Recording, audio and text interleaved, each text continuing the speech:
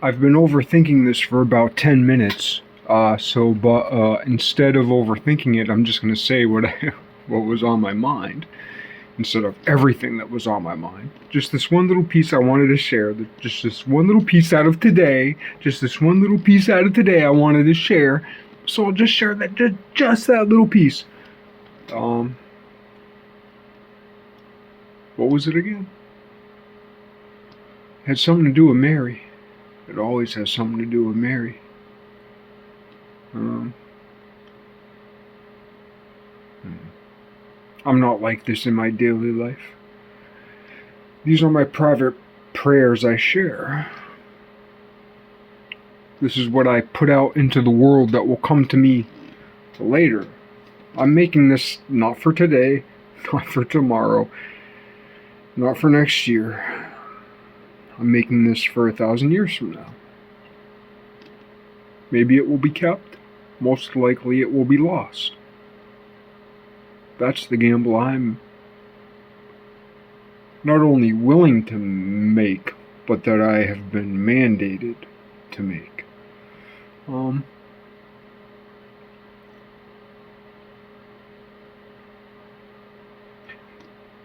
Let's say I were doing an op-ed in a frequented publication. Let's say I were to make an open letter to the Catholic Church. And then 2 weeks later, I was to make an open letter to Catholics. One of the things I love about Catholics is almost all the Catholics would know the difference between the two. Like, in a sense, they're almost kind of totally different proclamations. But to the general public, it would be far less of a percentage of people who would understand that there's even a difference to be made there. It would be as if I'm making the same statement again when it's completely different. An open letter to the Catholics. An open letter to the Catholic Church. An open letter to the Catholics. I'm making neither of those today, but I'm commenting on them both. And I think what it has to do with is the difference between a secular society and a religious society. And the two commingle. They are not, secular society and religious society are not the same thing.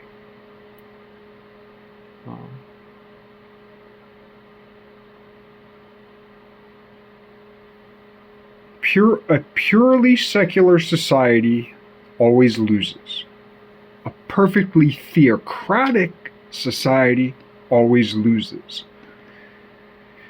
The benefit of Catholicism is the concept of understanding, forgiveness. Secularism, pure secularism so far has failed to achieve the ethical, philosophical standard of forgiveness. The closest thing in secular society that approaches forgiveness in the theological sense is the legalese concept of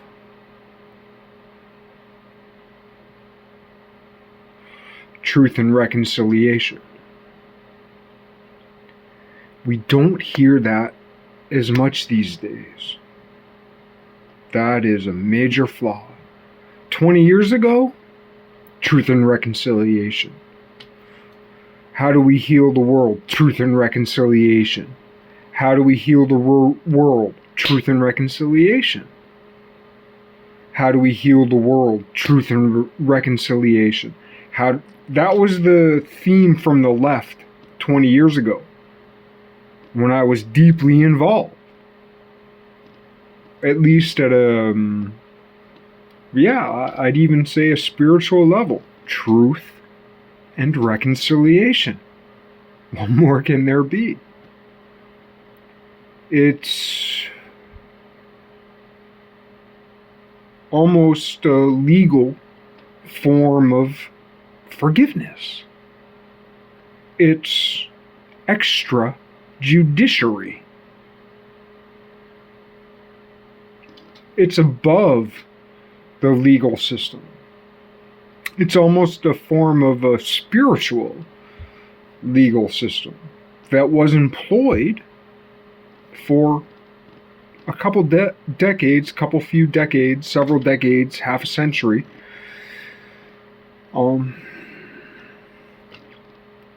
Effectively, very effectively. And it has been lost. Truth and reconciliation. A theocracy. Theology is a spiritual, a philosophical, a mental. It's in the brain, it's in the heart, it's in the gut. It's whole body.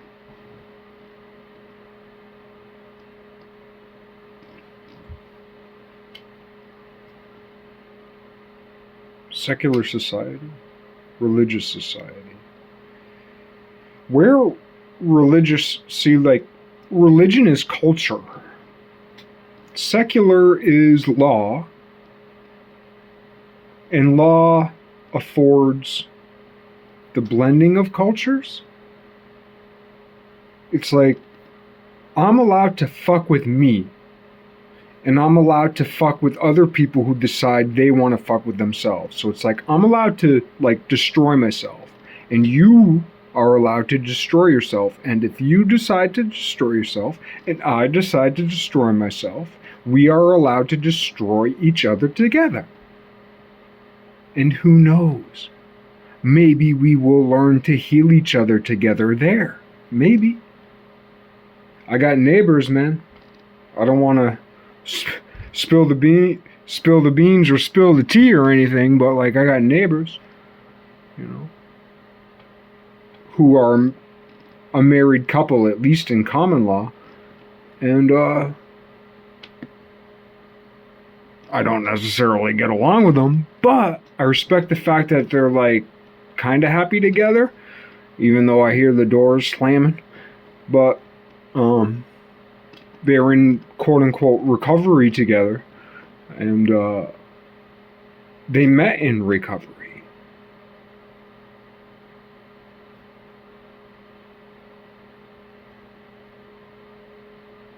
The failure of religion, the failure of religiosity, is that it has failed to heal the culture. So if you take your religious impulse and force it upon the secular world, you're failing. Because you're trying to force down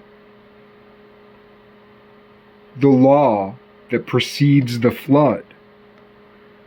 People think God's perfect. God's always the most perfect. How do we know that God progresses? The flood. God made a mistake, and God admitted it once. Once. God made a mistake, and God admitted it. Does that mean God only made one mistake? That's not what I'm saying. But what I'm saying, so far as we can peel from the words before us, is that God made one mistake. God made one mistake and called himself out. I will never do this again. It was a mistake. He said more in those very few verses than that. But that he certainly said. I only use he as a colloquialism for not just 2,000 years, not just 4,500 years, but forever. God has been male. Oh, yes, but there's this example of this feminine goddess and this feminine goddess. Yeah. Here and there. Great. And no, it actually is great. Yes. Pay so much attention to that. Because the greatest one is yet to come. She's coming. She is the Doeling. Doeling. The baby female goat is coming. Not the Baphomet, the left hand and the right hand, the body of Christ.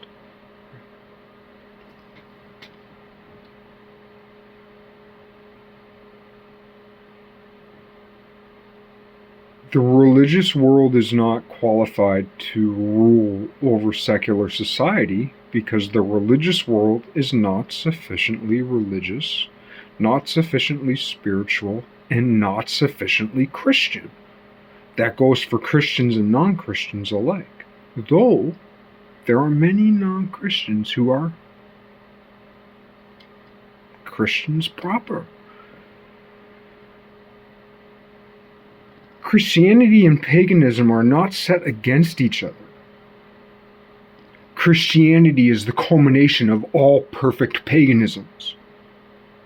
Christianity and quote-unquote Eastern wisdoms are not set against each other.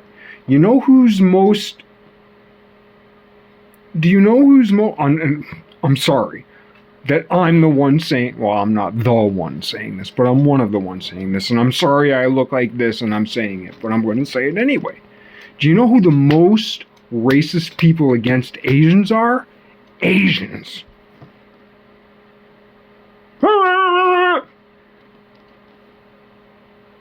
Japan.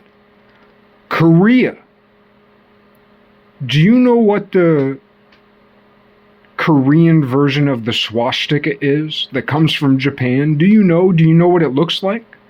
Spoiler alert. It's that big old red dot of the Japanese flag with all these red flares sticking out of it, which is a beautiful symbol. It's a fucking beautiful symbol. But to Koreans, North and South, that symbol represents what the swastika represents to us in the West.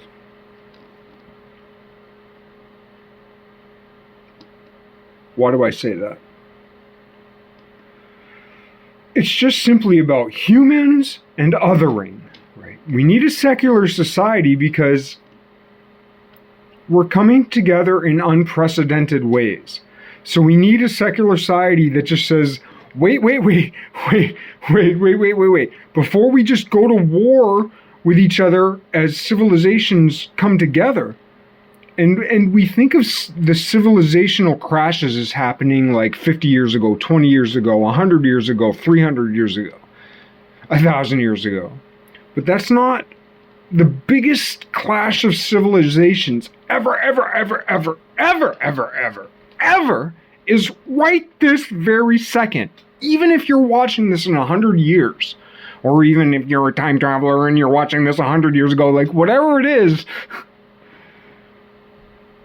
now is the most important clash of civilizations. So an ordered, lawful, secular society where the thing about quote-unquote autonomy, quote-unquote sovereignty, the thing about that legally is that, like, we recognize, right? This is the whole thing of, like, it's ethics, it's morals. So if you get into theology versus philosophy, or if you get into ethics versus morals, it's this butting of heads. When that's not it.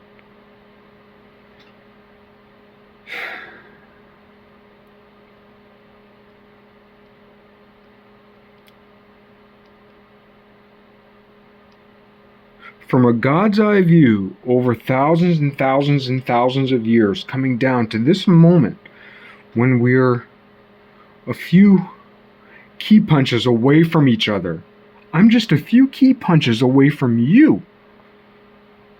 No matter where you are in the world, no matter where you are in time, ahead from where I live now. Do you live with me today? I'm only a couple few key punches away from you. Do you live in 100 years from now? I'm only a couple key punches away from you. A couple words, return. Here we are together. Patience. Ethics, ultimately in a secular world, is patience. But to give theology its due, theology, not theocracy, theology, to give it its due, where it counts, where it matters, where it works, and where it has worked, and where specifically the Marian doctrine has been the greatest healing, benevolent force that has ever washed upon this world, and so far as we know, therefore, the entire universe. Mary.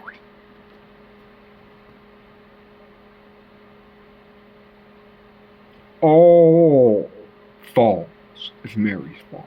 All falls if Mary falls. All falls if Mary falls. You have to think for a minute about the perfection of God. God is perfect. God is always the most perfect. Any number we can't count to or comprehend is infinite. So when we talk about the infinite, we're really just talking about the biggest number we can conceive of. If the biggest number we've ever heard is 1,000,000, we think 1,000,000, infinite. If the biggest number we've ever heard is 1,000,000,000, billion, infinite. A trillion, infinite. But then you learn about the gram number. What? And then you learn about John Conway, the originator of the game of life phenomenon. Not the board game, the mathematical game. John Conway, when he speaks about the monster group. It's something like, I can't remember what it is. It's thousands and thousands of dimensions. And it's a specific number that is specifically weird. That is thousands and thousands and thousands of dimensions. Like, not one less number, not like thousand and thousand and thousand and thousand and thousand and thousand and thousand and thousand and thousand and thousand and thousand and thousands and thousands plus one. No. Or minus one. No. It's that exact number of dimensions. Like, I can't even conceive the number as an ordering of things. Never mind dimensions. The monster group? The gram number?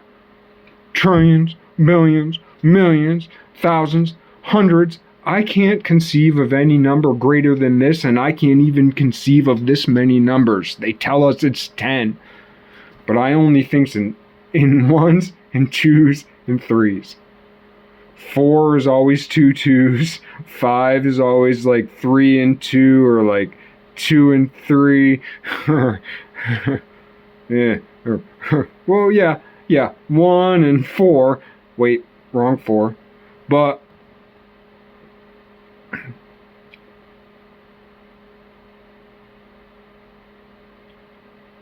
the secular world needs the religious world.